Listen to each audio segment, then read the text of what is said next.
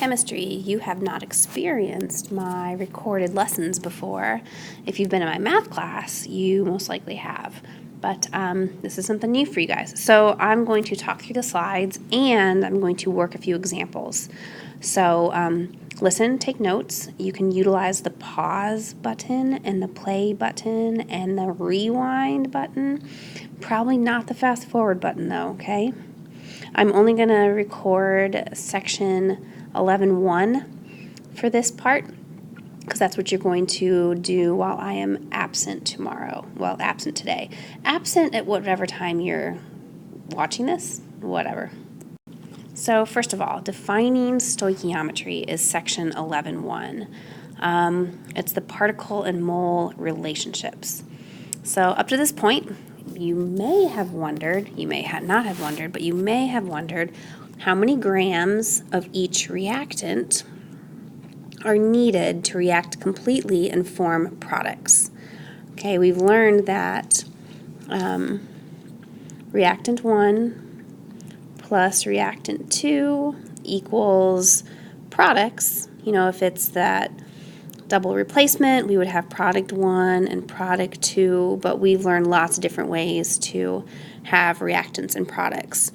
So it'd probably be the most accurate just to say reactants react to give us products. But how many? How much? What's the weight? How many moles, etc.? So stoichiometry. What is stoichiometry? The definition, the study of quantitative, which means numbers, quantitative relationships between the amounts of reactants used and the amounts of products formed by a chemical reaction. This is based on the law of conservation of mass, which we've talked about quite a few times. That definition is matter is neither created nor destroyed in a chemical reaction. In any chemical reaction, the amount of matter present at the end of the reaction is the same as the amount of matter present at the beginning. If you have 10 pounds at the beginning, you have 10 pounds at the end, right? The mass of the reactions, so many noises, the mass of the reactions equals the mass of the products. This should not be reactions. This should be reactants. So when you have a bunch of stuff, goes to some other stuff, if you weigh all of this, it's going to equal all of that. That is just like algebra. The left side of the equal sign equals the right side of the equal sign, no matter what. Okay, whenever you solve things, the stuff on the left always equals the stuff on the right. Cool? Cool. Here's a cool little table. So in the book, it talks about a specific reaction, which is, let's look for it, sorry. Here we see, well, you don't see, but I've got iron reacting with oxygen to form iron 3 oxide. And that's what you see right here. Iron reacting with oxygen to form iron 2 oxide, which is a solid. This is a balanced equation. Let's talk about the relationships. This is all we're talking about right now is just the relationships. All this means is iron plus oxygen equals iron 3 oxide. I could also say that 4 atoms of iron plus 3 molecules of oxygen, that's a molecule, gives us 2 formula units of iron oxide. Okay, that's what we get here. 4 atoms, 3 molecules, 2 formula units. I could also say that 4 moles of iron plus 3 moles of oxygen gives us 2 moles of iron 3 oxide. Okay, this is how I can talk. These are my relationships. I can also say 223.4 grams of iron. This is directly from the periodic table. Plus 96 grams of O2. That is 3 times 16 times 2, because I've got 2 oxygens and 3 of them, 3 molecules, so do that math. Gives us 319.4 grams of iron 3 oxide. And then if I add this up, this plus that, I get 319.4, which equals 319.4, which is your balanced equation, right? These are my relationships just derived. So all of these things are valid to use as conversions.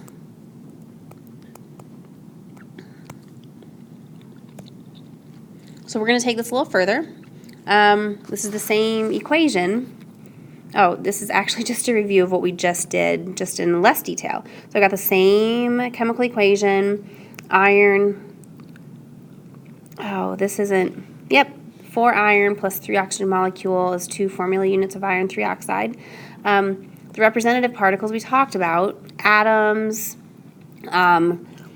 moles, grams, these are all representative particles.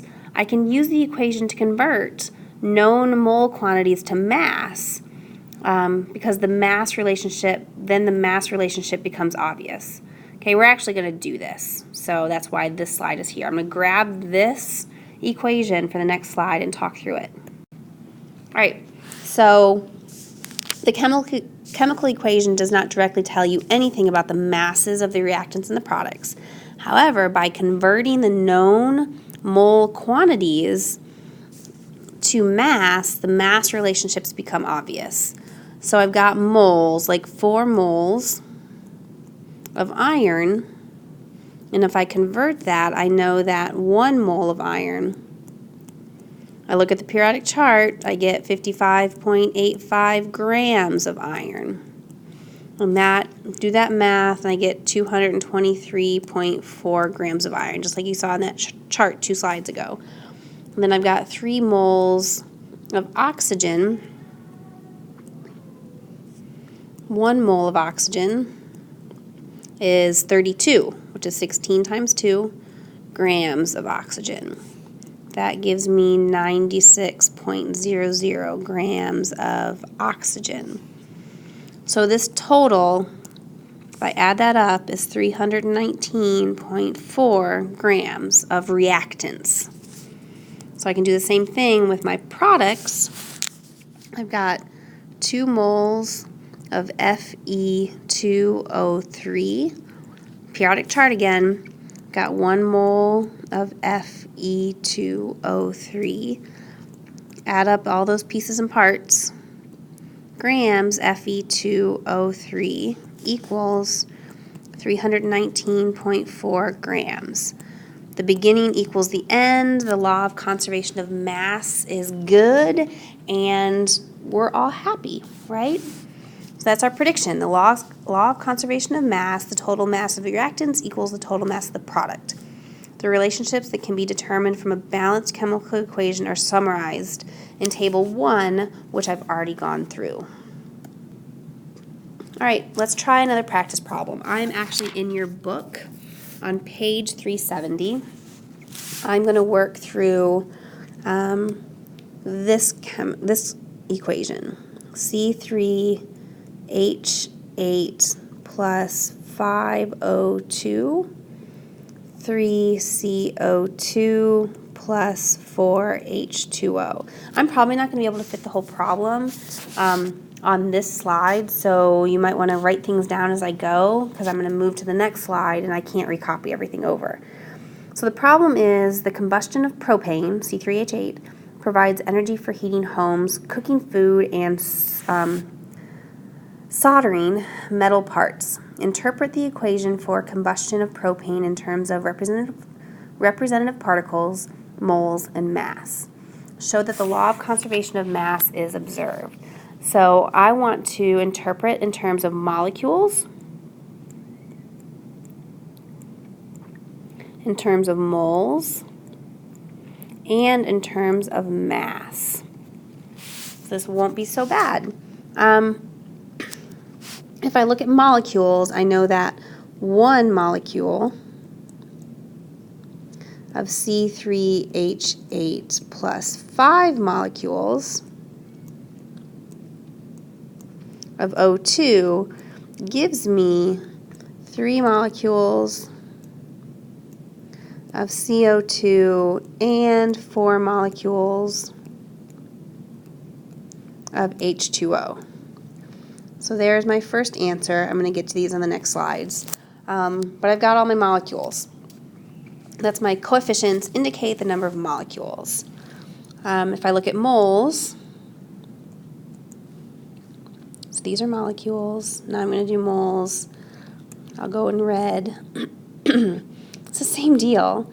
1 mole of C3H8 plus 5 moles of O2 gives me 3 moles of CO2 and 4 moles of H2O. Totally fine. Okay? Now the next part's not quite so easy, but we just did one example on a previous slide, so we're just going to do it one more time. But I'm going to need a new slide. Now here I'm going to be working on the equation interpreted in terms of mass. So I'm going to grab the mole of each reactant or product and convert it into mass. So for this first one, I have 1 mole of C3H8 and 1 mole of C3H8 is equal to, let's see, carbon is 12.011 times 3.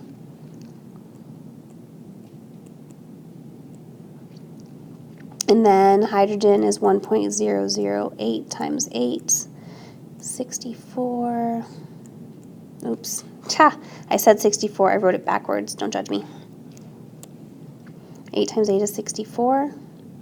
8.064. I add those two together. 7, 9, 0, 14. So 44.097 grams. Okay, 44.097 grams. I do that multiplication. I get 44.097 grams C3H8. Okay, let's try 5 moles of O2. So 1 mole of O2 is 16 times 2, which is 32 grams of O2. 5 times 32 is 160 grams of O2. So I've got one reactant, another reactant. I'm going to do CO2. So if you look at that chemical equation, I have 3 moles of CO2. 1 mole of CO2, carbon is 12.011, 16, I'm adding 12, 13, 14, 44.011 grams CO2. Multiply across, and I have 132.0 grams CO2. There's another one. It's one of my products. And then I have 4 moles. Let's not do that in red. Of H2O. Convert that. 1 mole of H2O is 18.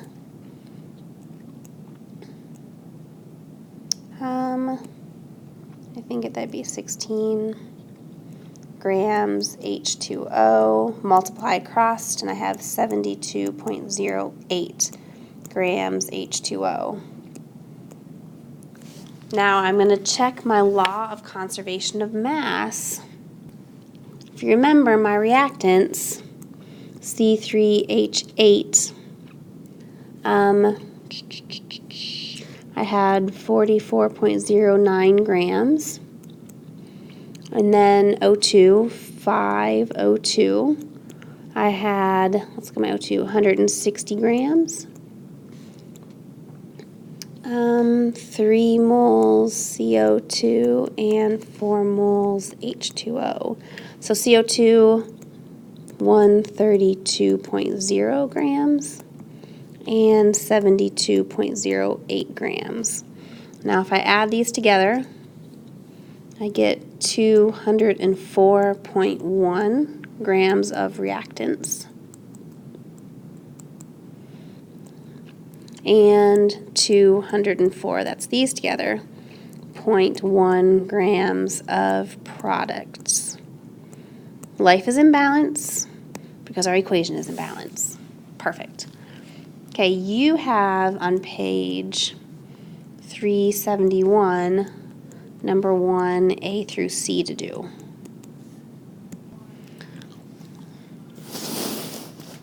All right, so the coefficients in a chemical, we're moving on.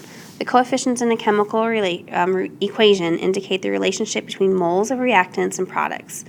These relationships become conversion factors called mole ratios. Definition: a mole ratio is a ratio between the number of moles of any two of the substances in a balanced chemical equation. So here I have a balanced chemical equation. What do I see here? I've got potassium and bromine reacting to form potassium bromide.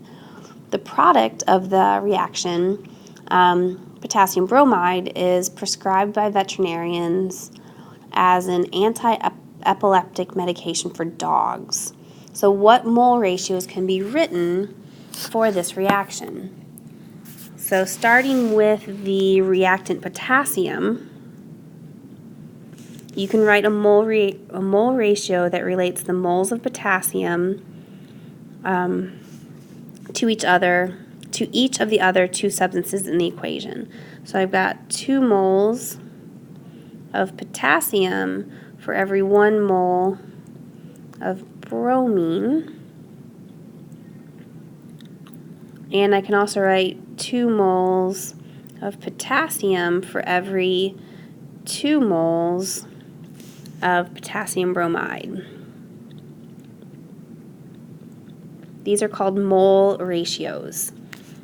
Just like any other ratio that you would be using in math or science, it's a mole ratio. I could also, so I've got 2K plus Br2, 2KBr. I can write other mole ratios. I can write 1 mole of Br2 for every 2 moles of K,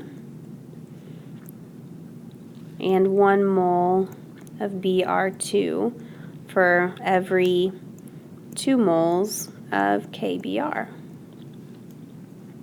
Or I could write 2 moles of KBr for every 2 moles of K and 2 moles of KBr for every 1 mole of Br2. Everything's used in the same ratio, so those mole ratios work. That's 6 mole ratios, and that defines all the mole relationships for this equation. Each of the 3 substances in the equation forms a ratio with the other 2 substances. For the practice problem, I'm actually going to do number 3A on page 372. It is 4Al plus 3O2 goes to 2Al2O3. The instructions say determine all possible mole ratios for the following balanced chemical equations. So this is the chemical equation I'm going to do. That's your assignment, but this is the one I'm going to do. So I'm just going to take each one of those reactants and products and set up a mole ratio. So if I take the first one, 4 moles of Al is to 3 moles of O2, and 4 moles of Al is to 2 moles of Al2O3. I could also say 3 moles O2 is to 4 moles Al, and 3 moles O2 is to 2 moles Al2. You might be wondering why we're doing this. Well, we're actually going to use these mole ratios to do some calculations in the next section. So don't be dismayed. We're doing it for a purpose. Al2O3 is to 4 moles. Oh, I forgot to write moles. Sorry. 2 moles Al2O3 over 4 moles Al, and 2 moles Al2O3 no, I'm getting turned around. I didn't do this one yet. 3 moles O2. So 6 total mole ratios. And we're done. Cool?